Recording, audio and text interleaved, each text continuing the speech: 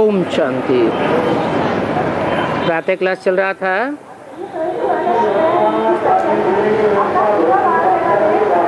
पंद्रह 9/68 का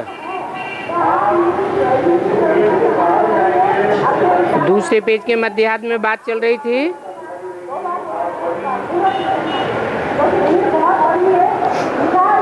बाबा को पता चला कि अभी तो विनाश होना है, ये सब कारोबार आदि हम क्या करेंगे। सब कुछ बाबा के हवाले कर दिया।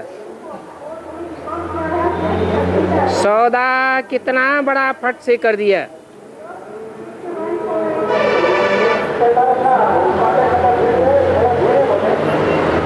इसने भी देखा कि हम तो ये बनते हैं, जैसे तुम लोग अपना अनुभव सुनाते हो तो इन्होंने भी सुनाया। उस समय बस बैराग आने लगा और एक गीत भी बनाया। अलफ को मिला अल्लाह, बे को मिली बादशाही, आई तार अल्लाह की दे दी सारी गधाई। अर्थात गधाई सारी भागीदार को दे दी।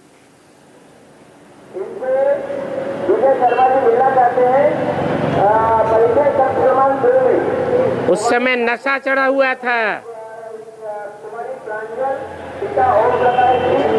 तो बाबा को उछल आ गई।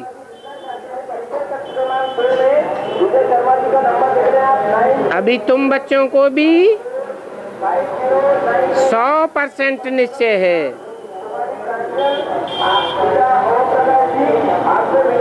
निश्चय है कि अभी विनाश तो होना ही है।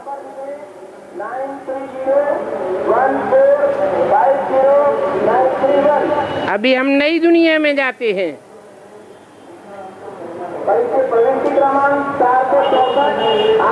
नई दुनिया में जाते हैं तो पवित्र भी जरूर बनना पड़े। तो ये प्रतिज्ञा करनी है, बाबा हम हमेशा के लिए पवित्र बनेंगे। जिनको तुम राखी बांधते हो वह लोगों को ये ऐसे नहीं समझते हैं कि हम सदा के लिए पवित्र बनेंगे।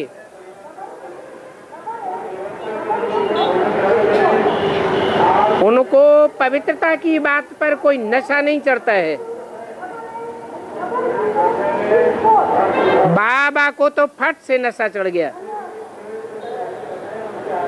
जानते हैं जो पवित्र बनने का पुरुषार्थ करेंगे वो राजाई में आवेंगे।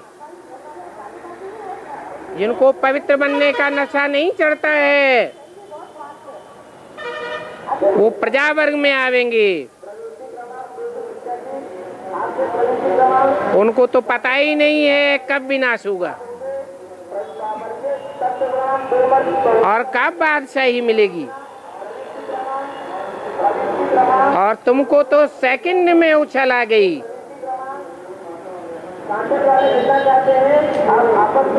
अभी तुम बच्चों को फॉलो फादर करना चाहिए।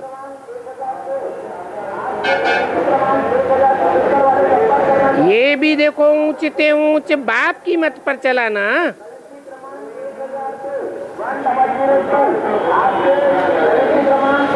कौन है? कौन चला? किसकी मत पर चला है? जोर से बोलो। ऊंचते ऊंच बाप की मत पर चला। कौन था ऊंच ते ऊंच?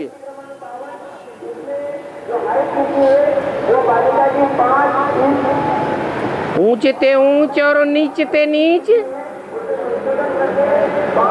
ये साकार दुनिया की बात है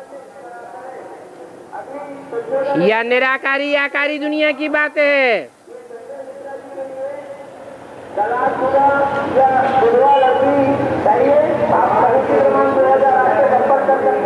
कौन सा ऊंच ते ऊंच बाप था जिसकी मत पर चला है? अरे यह माने कौन? ब्रह्मा। तो ऊंच ते ऊंच बाप कौन? ब्रह्मा रचना है या रचयिता है? तो रचयिता भी कोई होगा ना। वो रचयिता साकार होता है या निराकार? तो कौन था? जरूर प्रजापिता ब्रह्मा बाप के लिए बोला। बच्चे भगवान के श्रीमत पर न चले तो हीरे जैसा कैसे बनेंगे? तो ब्रह्मा हो गया बच्चा, भविष्य तख्त में बनने वाला पहला पत्ता, और बनाने वाला हो गया ऊंच ते ऊंच बाप।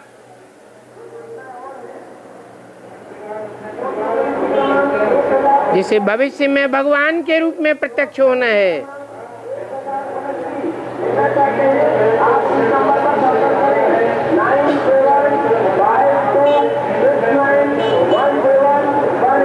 अभी तुम बच्चे जानते हो कि नंबर 1 बात यही है। क्या?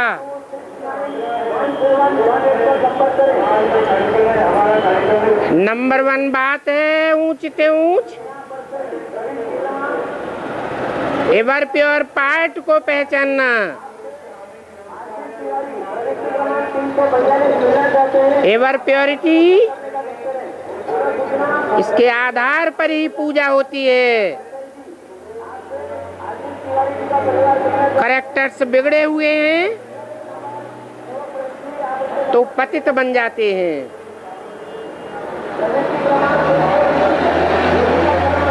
देवताओं की तो महिमा गाते हैं। क्या महिमा गाते हैं? सर्वगुण संपन्न 16 कला संपूर्ण संपूर्ण अहिंसक। यहाँ तो सब विकारी है। जो विकारी मनुष्य होते हैं वो निर्विकारी देवताओं के आगे माथा टेकते हैं। माथा टेकने का मतलब क्या है?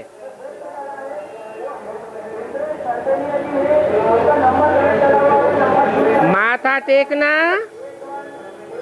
अर्थात बुद्धि झुकाना।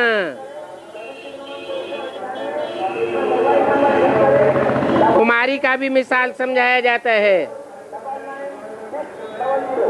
जब तक कुमारी है तो बड़े बड़े सन्यासी भी माथा झुकाते हैं, पांव छूते हैं। शादी होने के बाद सबको माथा झुकाती है। तो तुम बच्चों को भी इससे प्रैक्टिकल बात को पकड़ना चाहिए। क्या बात हुई प्रैक्टिकल?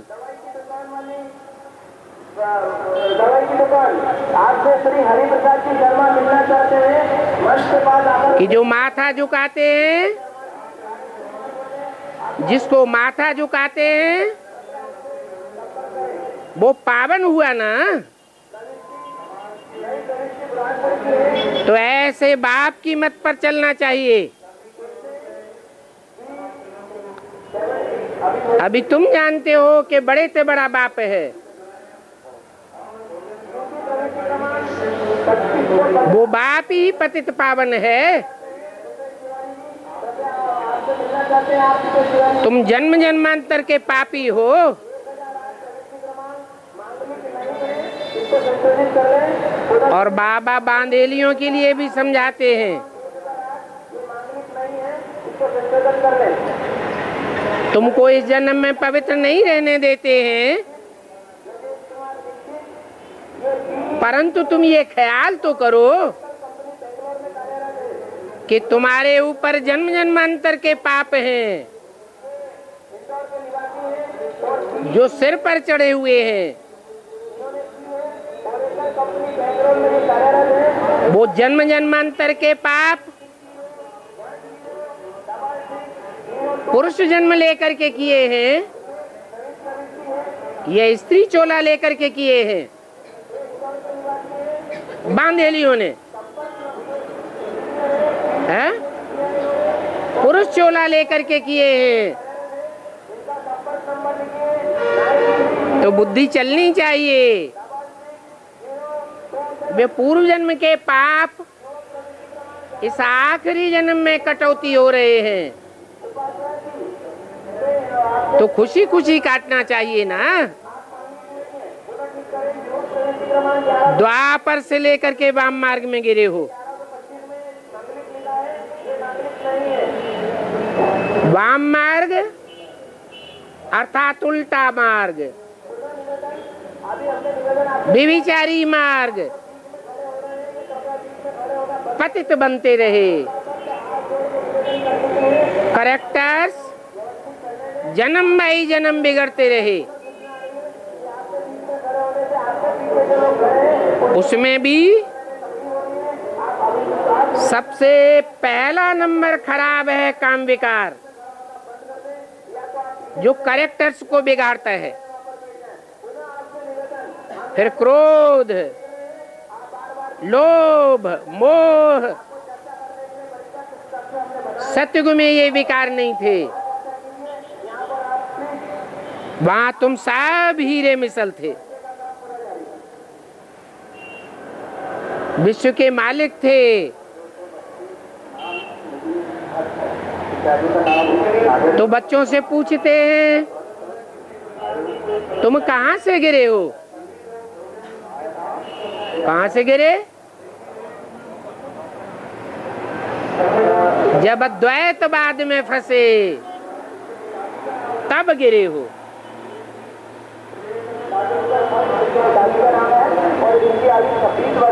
एक के प्रति जब अर्पण में थे तो गिरे हुए नहीं थे। द्वैतवादी दुनिया में आकर के गिरे हो।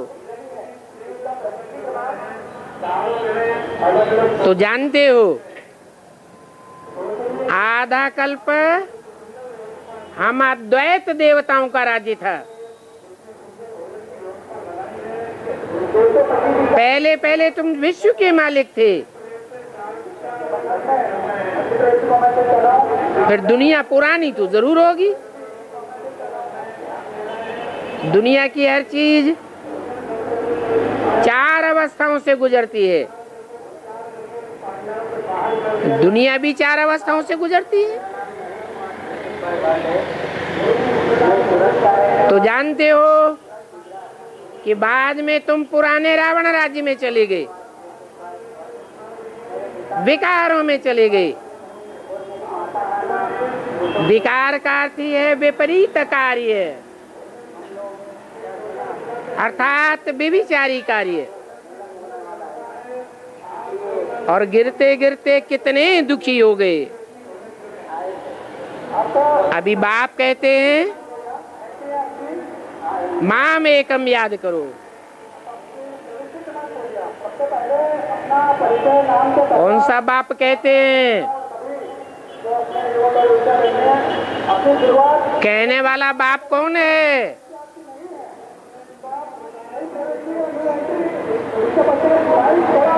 और जब ऊंचे ते ऊंचे बाप कहा जाता है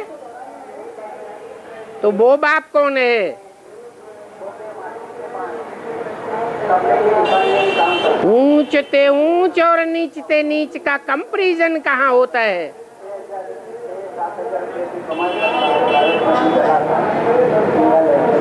कहने वाला बाप कौन है? एक आत्मा है या दो आत्माएं हैं? एक बेहद का बाप है या दो बेहद के बाप हैं? है? एक ऊंच ते ऊंच बेहद का बाप है, लेकिन कहने वाला सुप्रीम सोल है। उसकी कोई के साथ कंपैरिजन नहीं की जा सकती। वो कहते हैं मुझे याद करो, अर्थात जब भी साकार में निराकार की याद हो,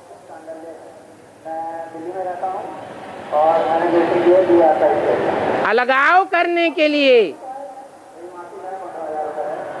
कि मैं कौन सी बिंदी को याद करता हूं, तो बुद्धि में परम धामवासी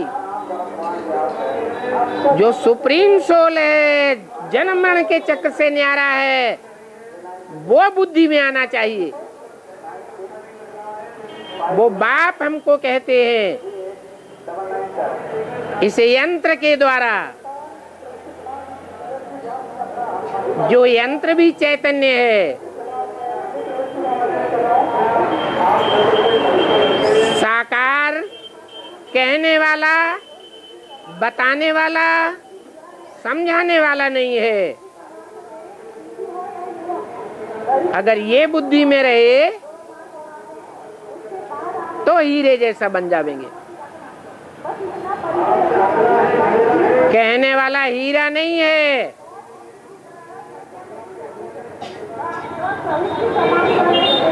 जिस तन के द्वारा कहता है वो यंत्र हीरा नहीं है। सुप्रीम सोल अगर हीरा कहें तो पत्थर हो जाएगा। वो पत्थर बुद्धि नहीं बनता। तो हीरा कौन है? यंत्र हीरा है या उस यंत्र में बोलने वाली आत्मा हीरा है? है? है? कौन? हीरा पत्थर होता है, जो नवरत्न है वो साफ पत्थर है। उन पत्थर बुद्धियों को पारस बुद्धि बनाने वाला अलग है वो भी आत्मा, परंतु वो हीरो नहीं बनता है। हीरो बनाता है वो डायरेक्टर है। डायरेक्टर पर्दे के पीछे रहता है और हीरो तो रंगमंच पर पार्ट बजाता है। तो जिस चैतन्य यंत्र में बोलता है सुप्रीम सोल बाप, वो हीरा नहीं है। फिर हीरा कौन है? है? जो हीरो पार्ट बजाता है। हीरो ऊंच ते ऊंच भी पार्ट बजाता है और गिरती कला का भी पार्ट बजाता है। गिरती कला में भी हीरो और चढ़ती कला में भी हीरो पार्टधारी। लेकिन कहने वाला कौन है? हमको समझाने वाला कौन है? वो आत्मा बुद्धि में याद आनी चाहिए, तो हीरे जैसा बनेंगे। बाप की यही तुम बच्चों को राय मिलती है, इसलिए पूछते हैं किसकी गोदी में आए हो? तो बच्चे कोई फेल हो जाते हैं, जो कहते हैं शिव बाबा की गोद में आए हैं वो पास हो जाते हैं। जिनकी बुद्धि में ब्रह्मा याद रहता है वो फेल हो जाते हैं। कौन से मुखवंशावली बन जाते हैं? मुखवंशावली बन जाते हैं। और जो कहते हैं हम शिव बाबा की गोद में आए हैं वो मुखवंशावली बन जाते हैं। तो कैरेक्टर्स तभी बनेंगे जब एक की याद में रहेंगे, नहीं तो कैरेक्टर्स बिगड़ जाते हैं।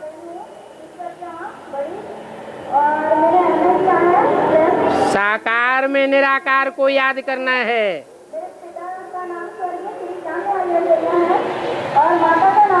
लेकिन निराकार अगर भूल गया तो कैरेक्टर्स बिगड़ेंगे।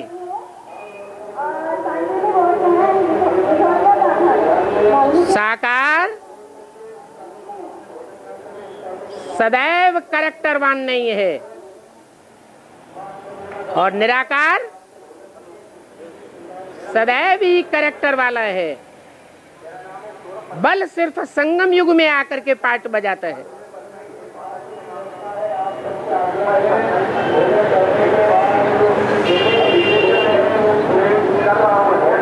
अभी तुम बच्चे जानते हो कि तुम ही सो देवता थे, फिर क्षत्रिय बने, वैश्य बने, शूद्र बने,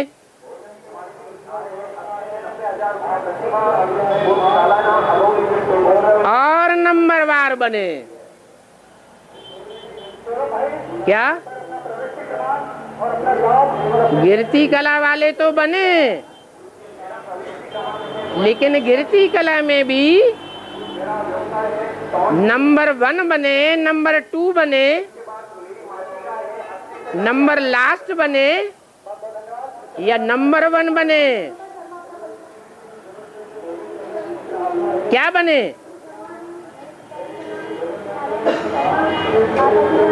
याद नहीं आता है?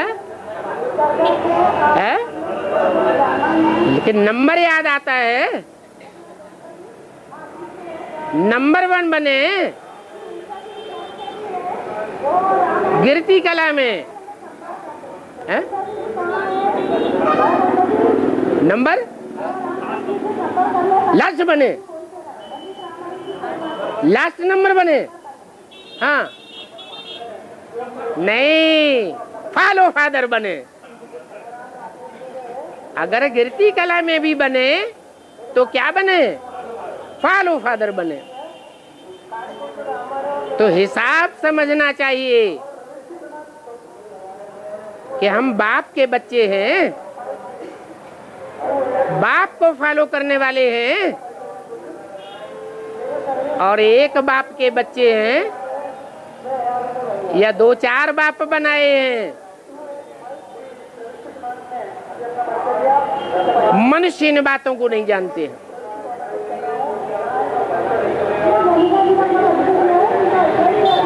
मनुष्य नहीं जानते हैं तो कौन जानते हैं? हैं?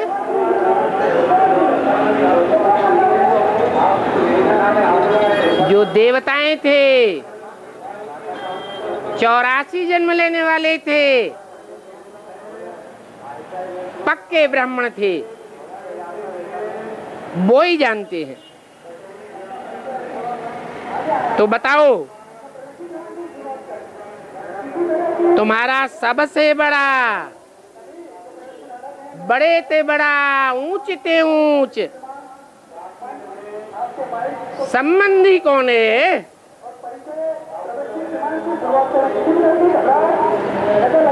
जिसको तुम भक्ति मार्ग में भी याद करते थे,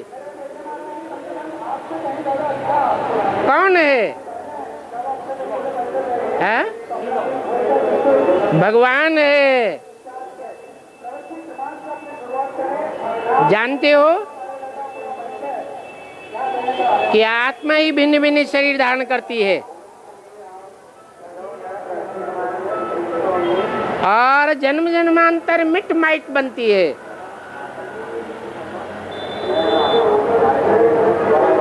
सभी आत्माएं भिन्न भिन्न शरीर धारण करके भिन्न भिन्न प्रकार के मिट माइट बन जाते हैं।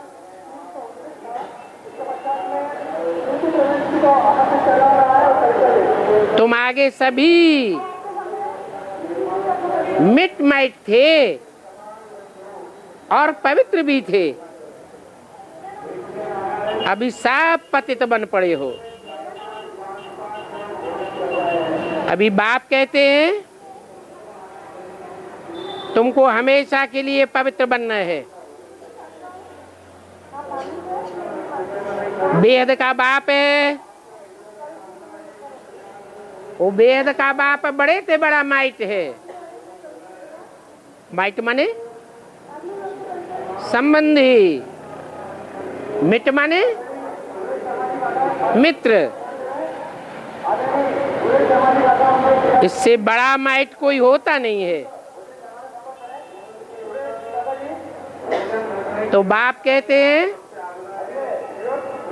तुम कितने बड़े पवित्र देव आत्मा थे, अभी कितने अपवित्र बन पड़े हो। तुमको शर्म नहीं आता है? कितने पतित छी छी बन गए। पुकारते रहते हो बाबा हम छी छी बन गए। काम चिच्छा पर बैठ कर के काले बन गए।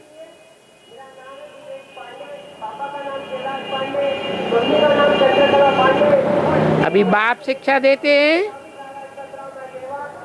कि ज्ञान चिच्छा पर बैठे हो तो पवित्र बन जावेंगे। पक्की पवित्रता की प्रतिज्ञा करो कि हम पावन जरूर बनेंगे।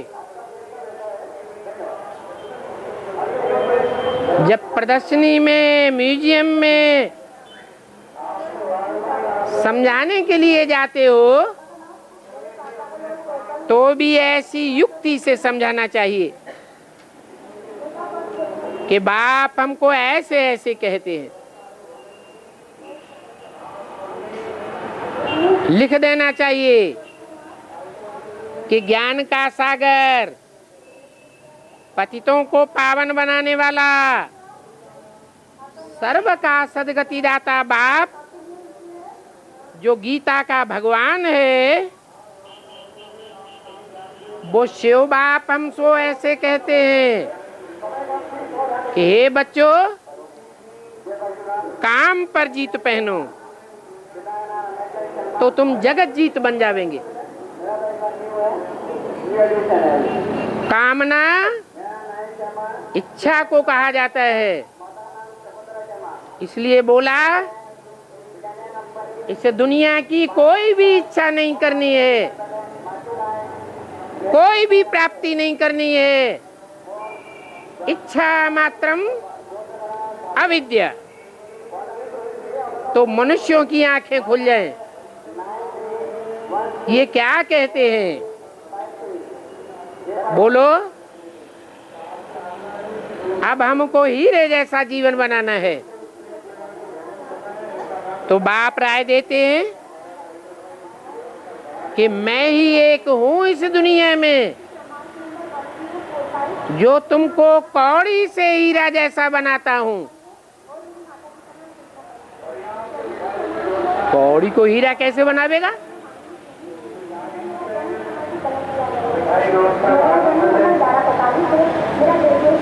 कौड़ी क्या है और हीरा क्या है?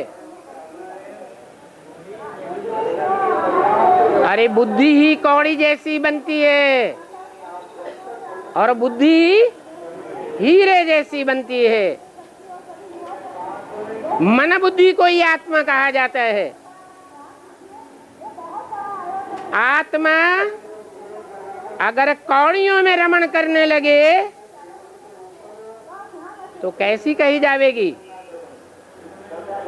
कौड़ी मिसल कही जावेगी। और आत्मा अगर नारायण की याद में रमण करने लगे तो क्या कही जावेगी? हीरे जैसी कही जावेगी।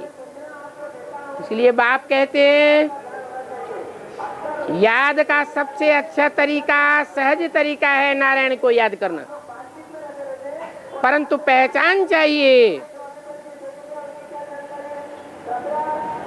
तो बोलो, अब सबको पवित्र बनना है, परंतु आदत छूटती नहीं है।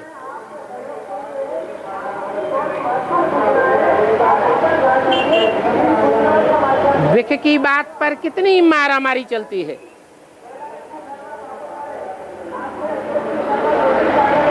विख नहीं मिलता है तो हत्या भी कर देते हैं।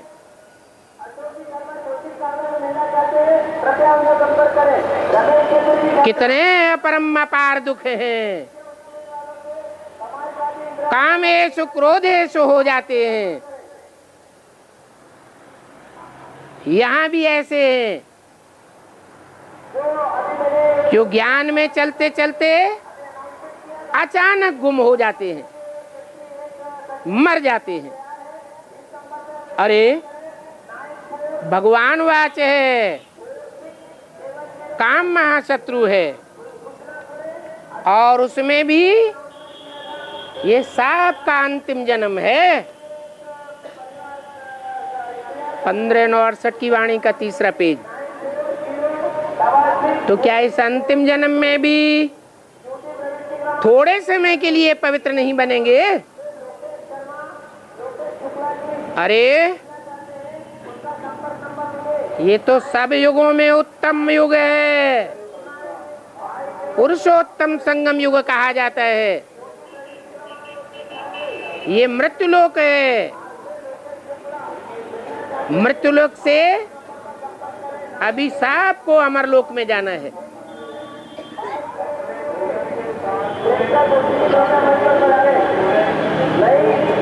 सबको सदगति में जाना है,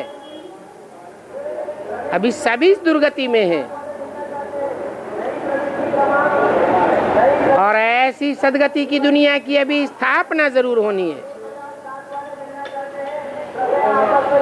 बाकी तुम बच्चे सिर्फ राखी बांध करके आते हो, उससे कुछ होने वाला नहीं है। तो राखी बांधना फालतू है या ठीक है?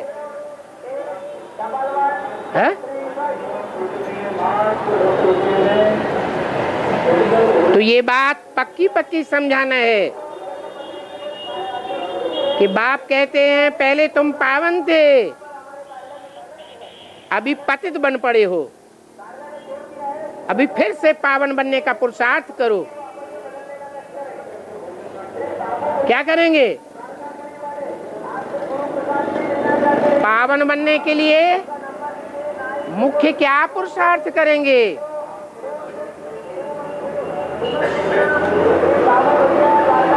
है?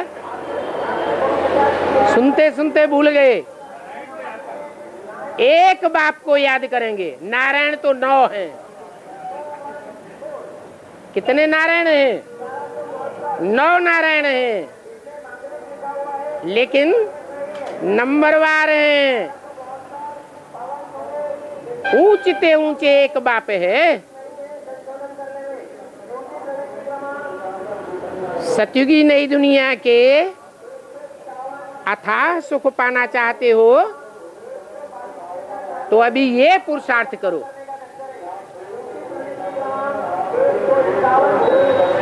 क्या? ऊंचते ऊंच एक बाप को याद करना है। अगर नंबरवार में से कोई याद आया तो अथाह सुखों की दुनिया में नहीं जा सकेंगे। कहाँ जाना है?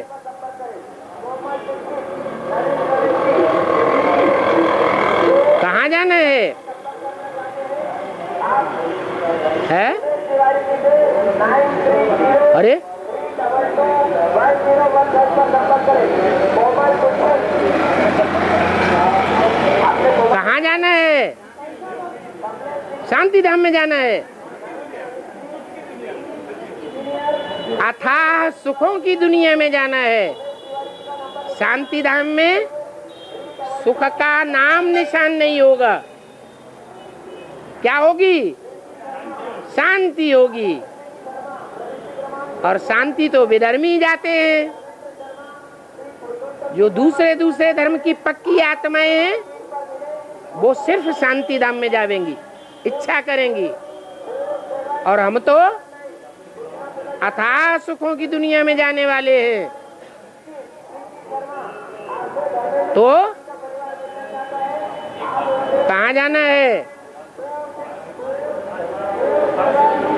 अरे 9 नारायण हैं। कौन से नारायण के राज्य में जाना है? हैं? सूर्यवंशी। बाप ने आकर के जो ज्ञान दिया वो पहले पहले किसको दिया? सूर्य को दिया। तो अथाह सुख पाना चाहते हो तो ये पुरुषार्थ करो। अभी तो अपार दुखों की दुनिया है। कई तो समझते हैं ये सतयुग, ये कलयुग, ये सुख और ये दुख ये मन की कल्पना है। ये सुख दुख, ये सतयुग कलयुग, स्वर्ग नरक सब यही है। कोई अलग स्वर्ग नहीं होता। इसी दुनिया में स्वर्ग और नरक है। तो तुम बच्चों को चित्रों पर समझाना चाहिए। बोलो, ये है राम राज्य और ये है रावण राज्य। राम राज्य में एक राजा और ये 2500 वर्ष का जो रावण राज्य है इसमें अनेक धर्म और अनेक राज्य है। इसलिए अनेकता के कारण, द्वैतवाद के कारण दुख ही दुख की दुनिया है। रावण राज्य में आधा कल्प था दुख और राम राज्य में आधा कल्प था सुख। सुखों की दुनिया में जाने के लिए मुख्य पुरुषार्थ क्या है?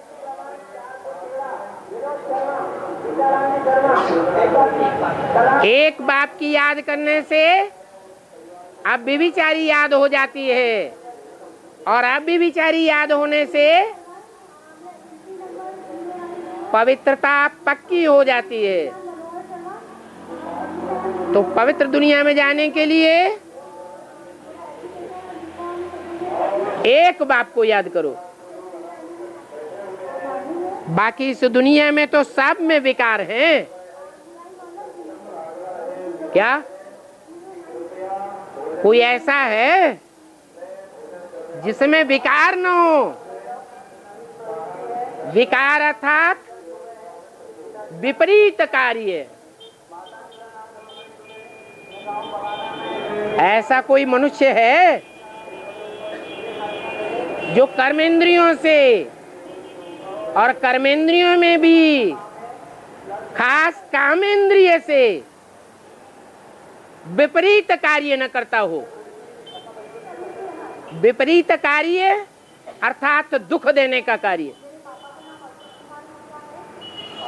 वे माने विपरीत और कार माने कार्य। एक बाप ही है जो इस दुनिया में आता है। कार्य तो छोड़ो, कोई ऐसी वाचा भी मुख से नहीं निकालता जो दुखदायी साबित हो जाए। कोई संकल्प भी ऐसा नहीं करता जो दुखदायी हो जाए, कोई वाइब्रेशन भी ऐसा नहीं छोड़ता जो दुखदायी साबित हो जाए। इसलिए सुख लोग क्या कहते हैं,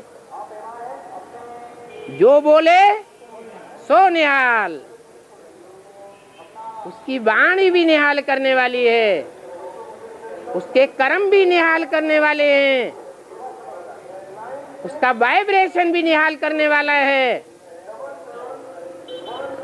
इसलिए जिन्होंने अनुभव किया है, जिन्होंने पहचान लिया है, वो उसे एक का संग करने के लिए, एक सेकंड की दृष्टि लेने के लिए मत वाले हो जाते हैं। आगे चल करके ये बात प्रत्यक्ष हो जाएगी। नहीं तो अगर इस दुनिया में सब में विकार नहीं है, समझो सन्यासियों में विकार नहीं है, तो क्या उनमें क्रोध दिखाई नहीं देता? चाहे सफेद कपड़े वाले हों, लाल कपड़े वाले हों, पीले कपड़े वाले हों, काले कपड़े वाले हों, उनको थोड़ी सी ज्ञान की बातें सुनाओ, देखो उनको क्रोध आता है कि नहीं। अरे ज्ञान की बातों में लेन देन करने में ही अगर क्रोध आ जाता है, तो और बातों में क्रोध नहीं आवेगा। और बाप तो कहते हैं जिसमें क्रोध का अंश है, जिसमें क्रोध है उसमें काम विकार जरूर होगा। तो सोचना चाहिए ये सन्यासी क्रोधी और लोभी नहीं है क्या? सारे अवगुण हैं और झूठ भी बहुत बोलते हैं। जितने भी दुनिया के विद्वान पंडित आचार्य हुए हैं, सब ने बोला है भगवान सर्वव्यापी है। ये दुनिया का बड़े से बड़ा झूठ है जो उन्होंने तहे दिल से कभी अनुभव नहीं किया, ऐसी बात भी बोलते रहते हैं। कहते हैं हमने घर बार छोड़ा है। अब जब तुमने घर बार छोड़ दिया, जंगल में चले गए, तो फिर अब शहरों में क्यों घुसे हो? घरों में क्यों घुसते हो? आगे के साधु सन्यासी फिर भी अच्छे थे। सन्यास धर्म जब शुरू हुआ तो सतो प्रधान था या तमो प्रधान था? है? पहले साधु सन्यासी भी सतो प्रधान थे, तो जंगलों में रहते थे। जंगलों में राजाएं महाराजाएं उनका सारा प्रबंध कर देते थे। उनको घर घर में डोलने की दरकार नहीं पड़ती थी। मनुष्यों को तो इन बातों का पता नहीं पड़ता है। ये सतो प्रधान सतो सामान्य रजो तमो का चक्र हर एक बात में फिरता रहता है। दिन प्रतिदिन अवस्था नीचे गिरती आई है। शूटिंग पीरियड में भी क्या होता है, चाहे बेसिक ब्राह्मण हो चाहे एडवांस ब्राह्मण हो, दोनों को अनुभव क्या होता है, अवस्था दिन प्रतिदिन नीचे गिरती जाती है या चढ़ती जाती है? क्या अनुभव होता है? बोलना नहीं चाहते। सीढ़ी तो उतरनी ही है, ऐसे थोड़े ही। कि बिना रियलाइजेशन किए राम राज्य मिल जाएगा। रियलाइज करना पड़े, मैं आत्मा कौन, हु एम आई। तो ये रियलाइजेशन कोर्स चल रहा है, सबको रियलाइज करना है, हु एम आई। वो तो खुश होते रहते हैं। जो दुनिया में खास करके भारत में जो राज्य कर रहे हैं वो कांग्रेसी कितने खुश होते हैं कि बापूजी राम राज्य स्थापन करके गए। ये नहीं समझते हैं कि सतयुग माना ही नई दुनिया। राम राज्य और रावण राज्य रात दिन का फर्क है। पुरानी दुनिया को रावण राज्य कहा जाता है, नई दुनिया को राम राज्य कहा जाता है। सतयुग में तो एक ही आदि सनातन देवी देवता धर्म था, वहां कोई प्रकार का द्वैतवाद नहीं था। एक ही धर्म था, एक ही राज्य था, एक ही कुल था, एक ही मत था, एक ही भाषा थी। बाप की भाषा अलग हो और बच्चे की भाषा अलग हो, पत्नी की भाषा अलग हो, ऐसा तो नई दुनिया में हो ही नहीं सकता।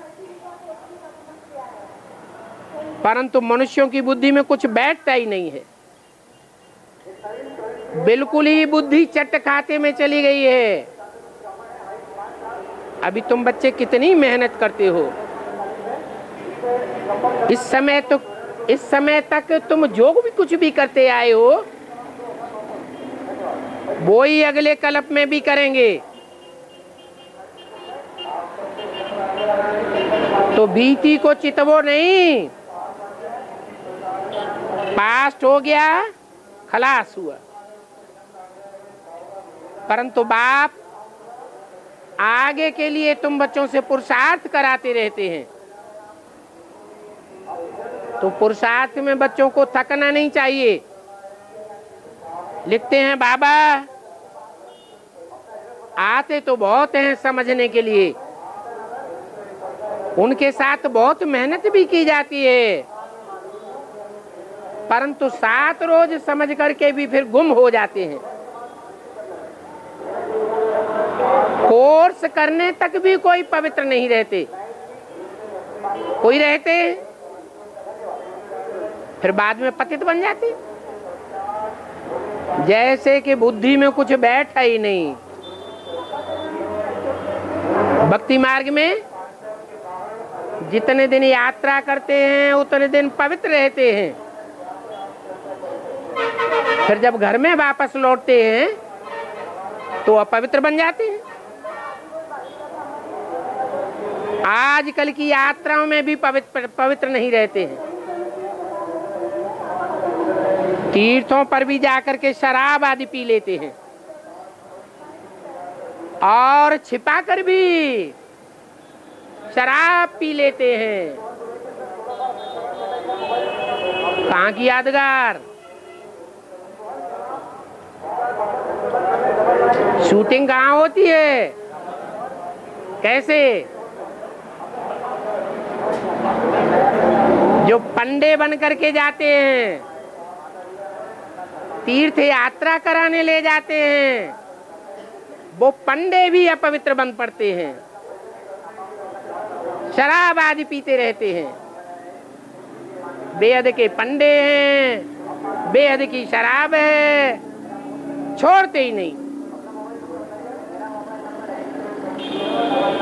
जगन्नाथ मंदिर पर जाते हैं, तीर्थ करने के लिए जाते हैं, वहां ही धर्मशालाओं में वैश्याएं भी बैठी रहती हैं। कईयों की मनोवृत्ति खराब हो जाती है। कहाँ कहाँ की बात है?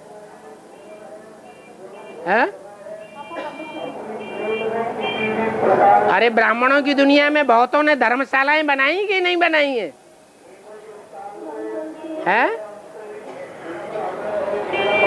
धर्मशालाएं बनाते हैं, वहीं शराब आदि का प्रबंध हो जाता है, वैश्याओं का भी प्रबंध हो जाता है।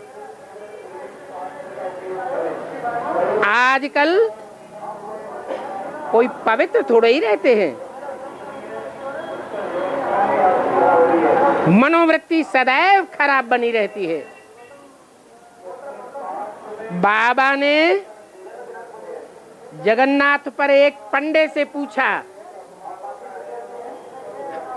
उस पंडे का नाम भी था कलयुग। बोला, उससे पूछा ये शराब आदि क्यों रखा हुआ है? तो बोला कई शौकीन आते हैं, उन्हों के लिए ये रखा हुआ है, सच्चे यात्रियों के लिए थोड़ा ही रखा है। हमको भी तो रोजी रोटी चाहिए ना। तो हमने कहा तुम ये रस्म छोड़ दो, नहीं तो हम जाकर के अखबार में डालेंगे कि ये पंडे ऐसे ऐसे धंधे करते हैं, फिर तुम्हारे पास कोई नहीं आवेगा। दुनिया में कितनी खराबी लगी पड़ी है। आजकल के जमाने में जहां देखो, जहां जाओ, वहां गिरे हुए मनुष्य ही हैं। जब से रावण राज्य शुरू हुआ, तब से विकारों में गिरते गिरते अभी पूरे तमो प्रधान बन पड़े हैं। अभी बाप कहते हैं फिर से सतो प्रधान बनना है। ऐसे बड़े बड़े अक्षरों में लिख दो, जो मनुष्य पढ़ें और पढ़ करके समझें।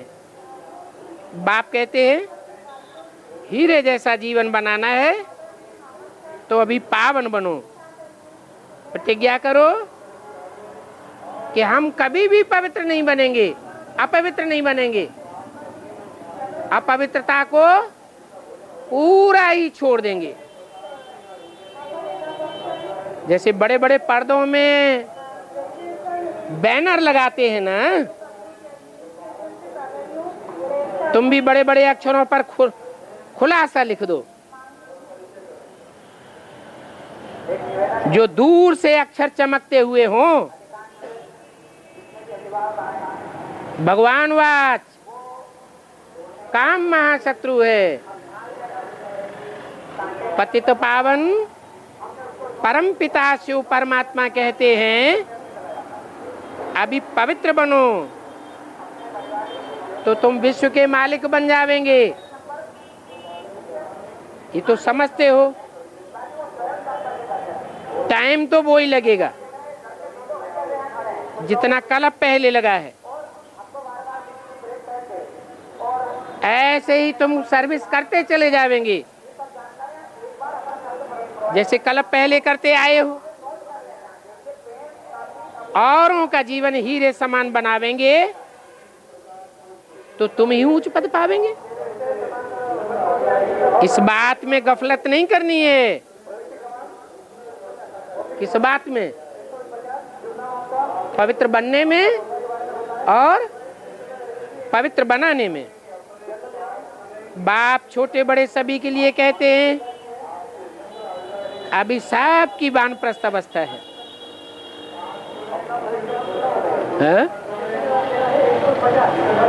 वानप्रस्थ माने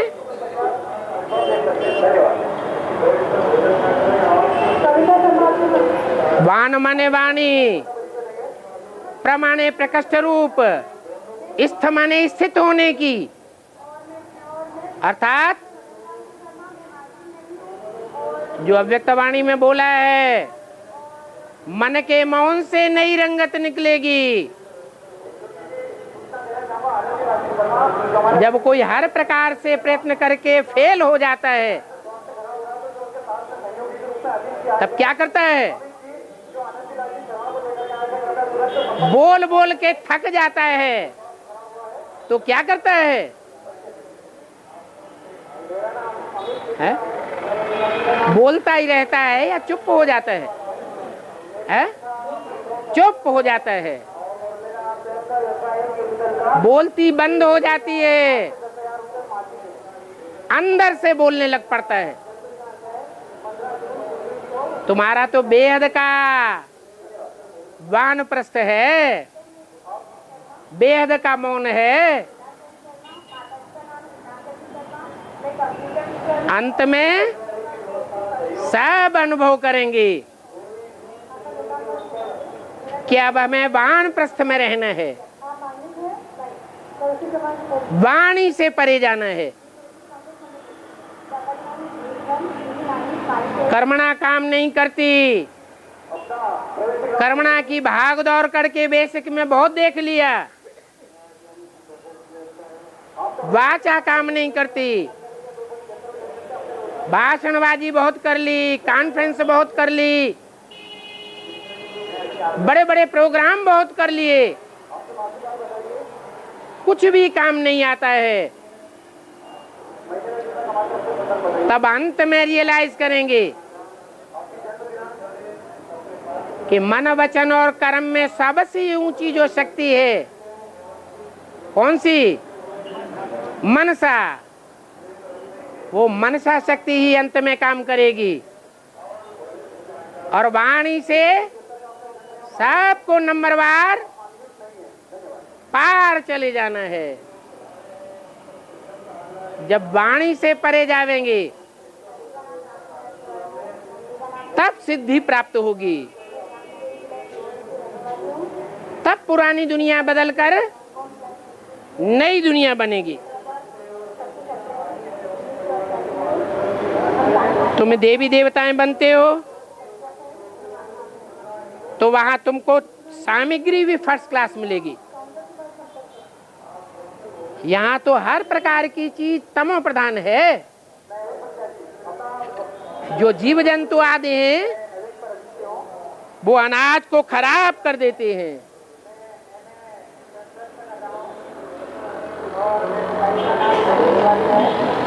कितनी खादें लगाई जाती हैं। खाद के लगाने से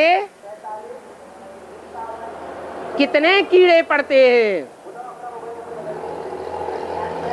कीटाणु तामसी हो गए हैं। कितनी जल्दी अनाज खराब हो जाता है और फिर उस अनाज को खाने से कितनी बीमारियां लगती हैं। ये नरक की दुनिया है। इसको कहते हैं रौरव नरक। जहां देखो वहां कीड़े ही कीड़े कुल बुलाए रहे हैं। अनाज के दानों को तोड़ो तो उसमें भी कीड़े, सब्जी काटो तो उसमें भी कीड़े, फलों को काटो उसमें भी कीड़े। तो ये कीड़ों मकोड़ों की दुनिया है।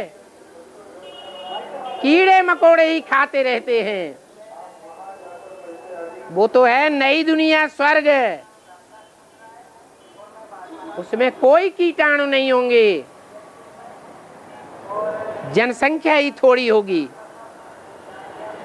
और श्रेष्ठ मनुष्य आत्माओं की जनसंख्या होगी, जिनको कहा जाता है देवता। मनुष्यों की भी कैटेगरीज है।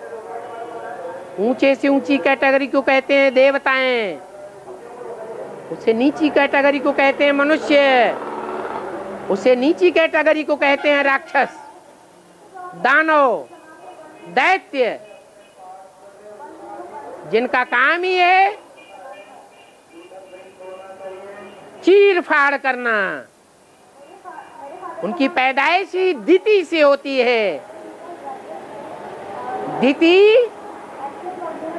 अर्थात व्यभिचारिणी, खंडित, जिनकी पैदाइश ही खंडित कर्मों से होती है, विविचार से होती है वो दुनिया को सुख नहीं दे सकते, स्वर्ग नहीं बना सकते, पैराडाइज नहीं बना सकते। ओम शांति।